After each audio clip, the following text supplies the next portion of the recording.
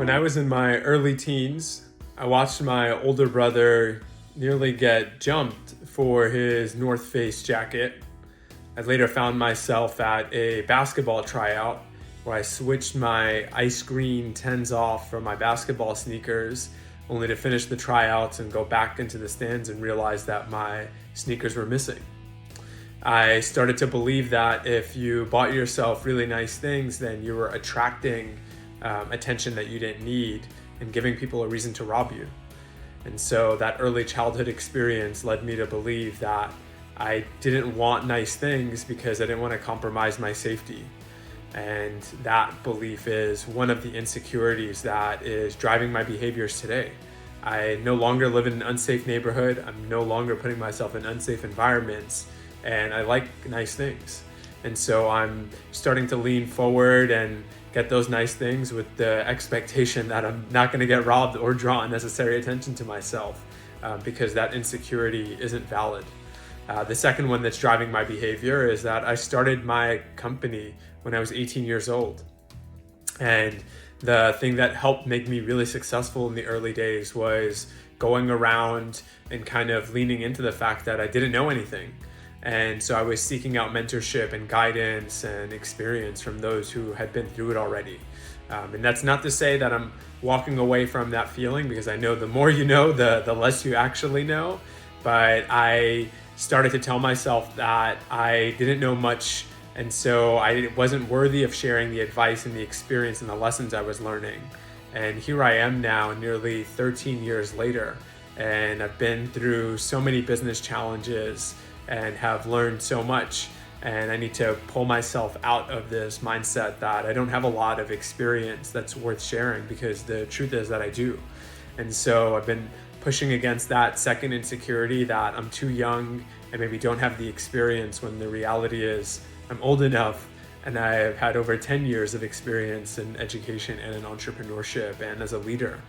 And the third insecurity that I've been recently dealing with was a result of nearly bankrupting practice in 2017. So I was 25 years old and found myself with $1.7 million in debt to my name that I was somehow guaranteeing. And for those of you who know my origin story, you know that I grew up poor and didn't have that kind of money. I didn't even know how I got access to that kind of money. But I had a near-death experience, as they would call it in business. And I largely attributed that to my lack of focus.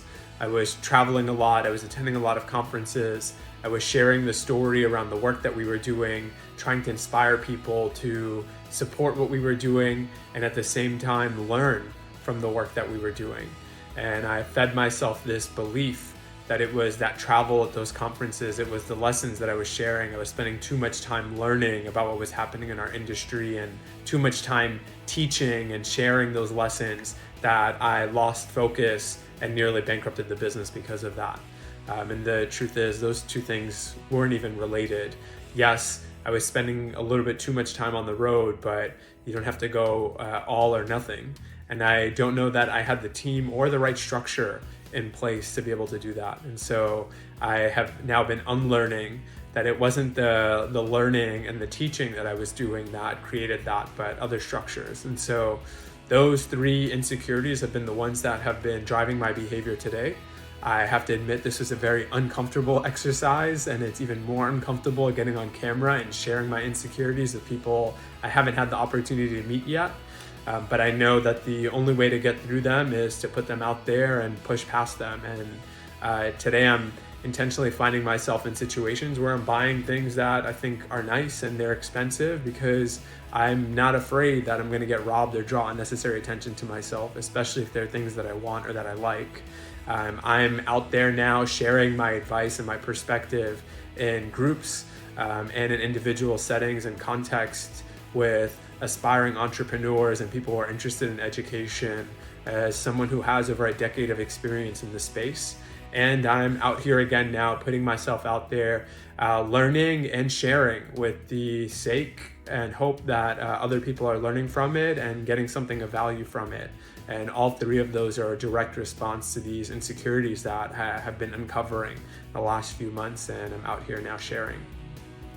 Thank you all. I appreciate it. We're now at over 3,700 subscribers to the Learning Loop.